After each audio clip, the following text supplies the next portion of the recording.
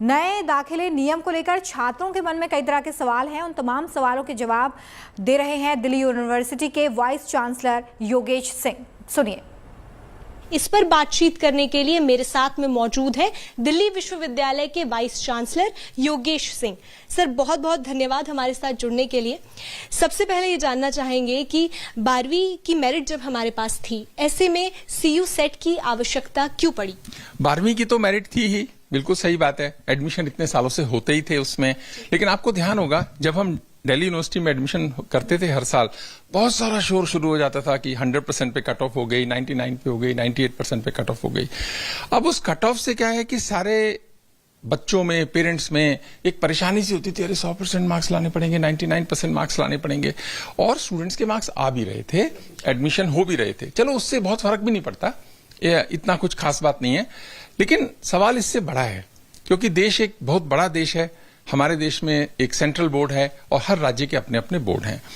और कुछ बोर्ड ऐसे हैं जो बहुत स्ट्रिक्ट हैं, ज्यादा मार्क्स नहीं देते। कुछ बोर्ड ऐसे हैं जो लीनियंट हैं, थोड़े लीनियंट होके मार्क्स देते हैं, उन बच्चों के ज्यादा मार्क्स आते हैं। और बहुत सारे बोर्ड रीजनेबल से बोर्ड हैं, रीजनेबल से मार्क्स आते हैं।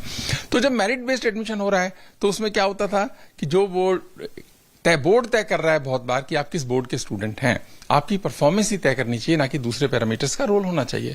अब ये मैं डेटा से जब देख रहा था तो ऐसा इफेक्ट एंड इम्पैक्ट है इस बात का कि दिल्ली के आसपास 1-2 स्टेट्स हैं जो थोड़ा सा बोर्ड उनके स्ट्रिक्ट हैं, तो उनके स्टूडेंट्स के बहुत कम एडमिशन होते हैं और बहुत सारी स्टेट से ज्यादा एडमिशन होते हैं।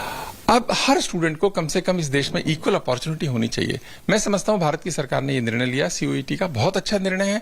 इससे एक लेवल प्लेइंग फील्ड सब बच्चों को मिलने वाला है और उनको अपॉर्चुनिटी मिलेगी और वो नए नए कोर्सेज के हिसाब से अपने को प्लान कर सकते हैं जैसे वो पहले करते थे, उसमें कोई चेंज नहीं है। लेकिन जो 12th है उसकी जो आपकी परफॉर्मेंस है वो केवल एलिजिबिलिटी तय करेगी। आपको फिर टेस्ट देना होगा, टेस्ट में आप अच्छा परफॉर्म करेंगे तो आपको एडमिशन होगा और कोई पैरामीटर उसमें लगेगा नहीं।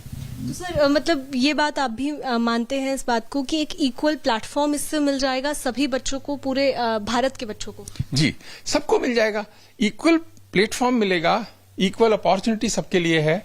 और इस बार तो क्योंकि पहली बार है तो भारत की सरकार पहली बार ये टेस्ट करा रही है। धीरे धीरे इवॉल्व होगा ये, और अभी एक ही अटेम्प्ट दे रहे हैं। पर अच्छी स्थिति ये बनेगी कल को कि हम 2 बार इस टेस्ट को कराएं। हो सकता है किसी एक दिन एक स्टूडेंट अच्छा परफॉर्म ना कर पाए, दूसरे दिन और अच्छा परफॉर्म करे, तो बेस्ट ऑफ 2 अगर हम लेंगे तो मैं समझता हूं जो भी संशय होंगे वो भी धीरे धीरे कम होंगे। ओवर द पीरियड ऐसा होगा, मेरा विश्वास है। किसी को इससे घबराने की जरूरत नहीं है, ये सारी अपॉर्चुनिटी खोलता है। एक आर्ट्स का बच्चा है, वो आर्ट्स के डिफरेंट सब्जेक्ट्स में एडमिशन ले सकता है। एक साइंस का बच्चा है, उसको अगर आर्ट्स के सब्जेक्ट पढ़ने हैं तो वो भी उसको अलाउड है, जैसे पहले अलाउड होता था। कोई भी नियम इसमें रेस्ट्रिक्टिव नियम नहीं बनाए। सर, जिससे आप अभी बात करें आर्ट्स का बच्चा ले सकता है, तो इसी पे बात करना चाहूंगी कि जो सब्जेक्ट कॉम्बिनेशन है, या कोई स्टूडेंट है जिसके पास साइंस थी, वो साइंस के लिए तो अप्लाई करना चाहता है, साथ ही वो आर्ट्स के लिए भी अप्लाई करना चाहता है।